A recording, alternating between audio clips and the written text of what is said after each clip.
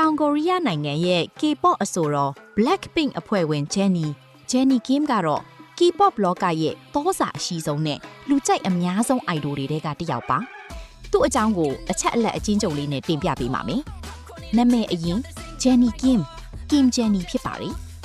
မွေးတက်ကြရက်ကတော့1996ခုနှစ်ဇန်နဝါရီလ16ရက်မှာတောင်ကိုရီးယားနိုင်ငံဆိုးမြို့မှာမွေးဖွားခဲ့ပါတယ်ဒါပေမဲ့အသက်9နှစ်ကနေ14နှစ်အထိနယူးဇီလန်နိုင်ငံမှာပညာသင်ကြားခဲ့လို့အင်္ဂလိပ်စကားကိုကျွမ်းကျင်စွာပြောဆိုနိုင်ပါတယ်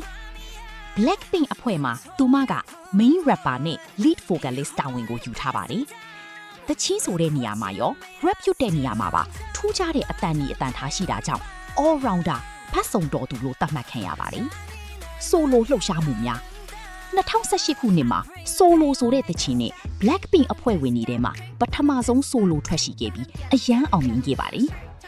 2023ခုနှစ်မှာ You and Me ဆိုတဲ့ single ကိုထုတ်ခဲ့ပြီးမကြသေးခင်ကမှ Mantra ဆိုတဲ့တခြင်းတင်နဲ့လေကမ္ဘာဂီတဇာတ်တွေမှာနေရာယူထားပါတယ် The Idol HBO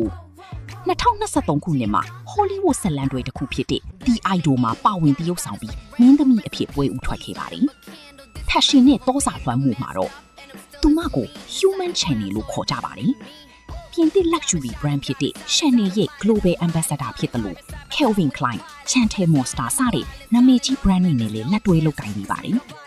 သူမဝတ်ဆင်သမျှ fashion တွေက trend ဖြစ်လေရှိပါတယ်ကိုပိုင် company